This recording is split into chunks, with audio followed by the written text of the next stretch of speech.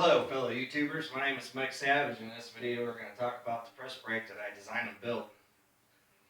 Cool thing about this press brake is I designed it so I could take out both bottom and top dies, which I thought was really important. The ones I seen online were either stationary top, stationary bottom, or a combination of both, which kind of limits you on what you can or can't do as far as your shop projects or things that you want to build and design.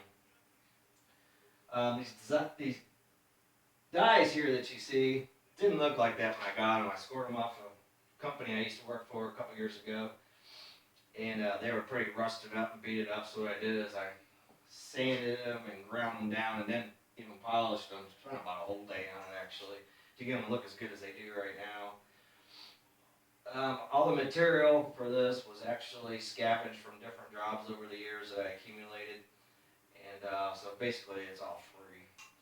You can see basically the concept of it works off the idea of Chinese fingers, where you're just squishing the die between two plates via bolts, or transversely you can take them out, loosen up the bolts and you can take the bottom die out, and the bottom or top die, and the bottom die here is squished between two flat bars here, so I can take it in and take it out. I'll flip it around here for you so you can see the back end of it, how it's built and put together.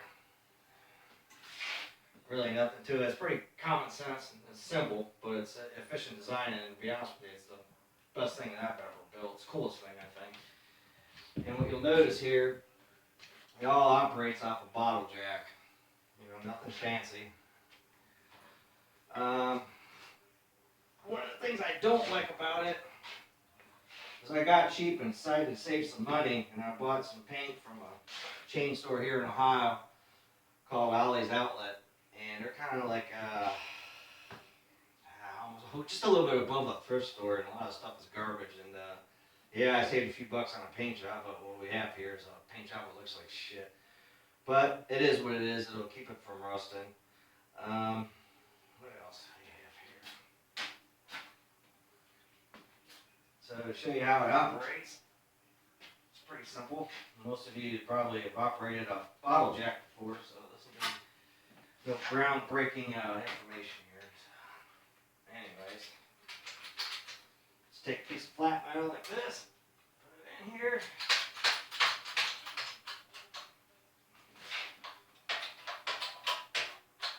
It works just like so. Real simple, real easy.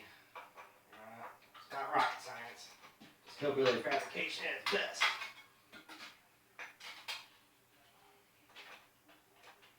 The limitation with the dies I have in here right now will only go up to 16 gauge material.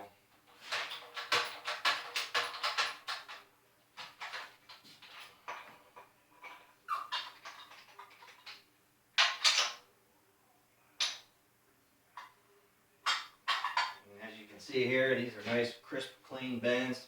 One's over 90 and one's pretty much right at 90.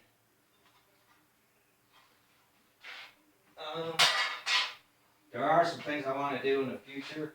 Since this is only a 12-ton bottle jack, what I really like to do is put two of them side by side here and run them in tandem so I can get a lot more power as far as bending material goes.